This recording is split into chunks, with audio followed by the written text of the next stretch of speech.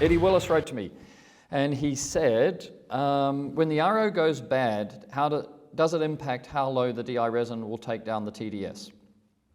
Right, so there's a couple of questions on RO. So to answer that, I've got to start in a couple of places. Firstly, the performance of a reverse osmosis membrane is affected by the pressure. So you might get a 90% rejection rate if the pressure is low, and a 95% rejection rate if the pressure is high. So for example, when we talk rejection rate of 90%, it means that if the TDS was 100 and the rejection rate was 90, then 90 parts per million of the 100 would be taken out and go down to waste, and 10 would be left. If the rejection rate was 95, then 95 TDS would go out the waste pipe, and 5 would go through to the DI. So what would cause an RO membrane to go bad, to fail? There's basically in TDS over 500, in high calcium magnesium areas, hard water areas, then there's a risk of scale. So if you have scale, you can actually get the RO membrane serviced if it's worth it to you.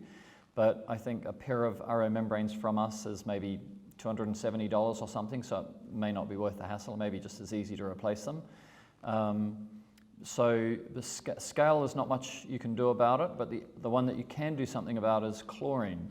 So chlorine will eat the membrane. It's kind of allergic to chlorine. So the reason we put a carbon filter in front of the reverse osmosis membrane is to take the chlorine out. And that way the life of the RO membrane is going to last longer. How do you know when an RO membrane is failing? Pardon me.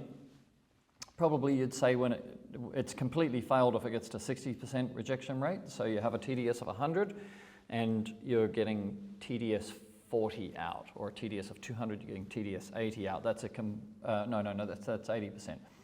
Let's start that again. If you've got a TDS of 100 and it's got a 60% rejection rate, you'll be getting 40 out. Yeah, that's right. So and then anything between 90% rejection rate and 60% rejection rate would be it failing.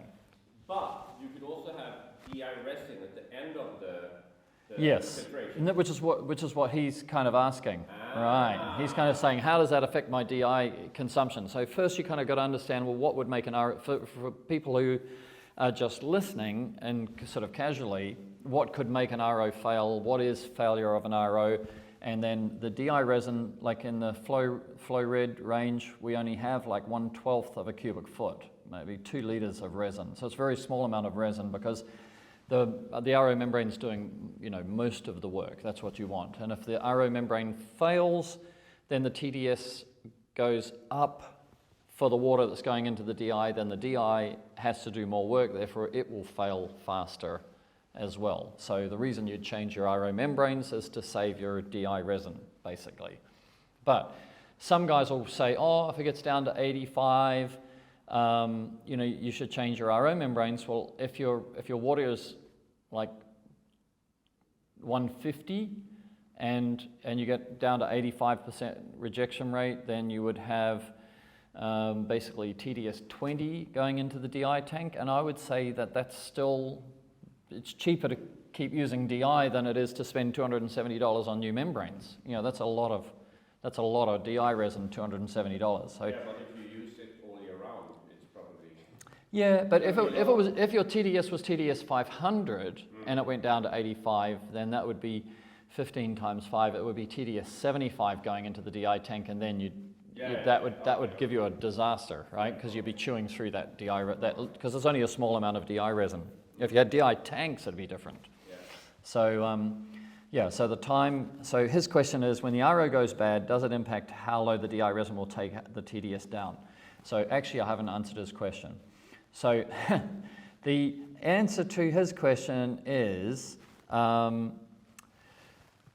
because we only have a small amount of DI resin in the DI tank, then the way that DI works is with contact time with the DI resin.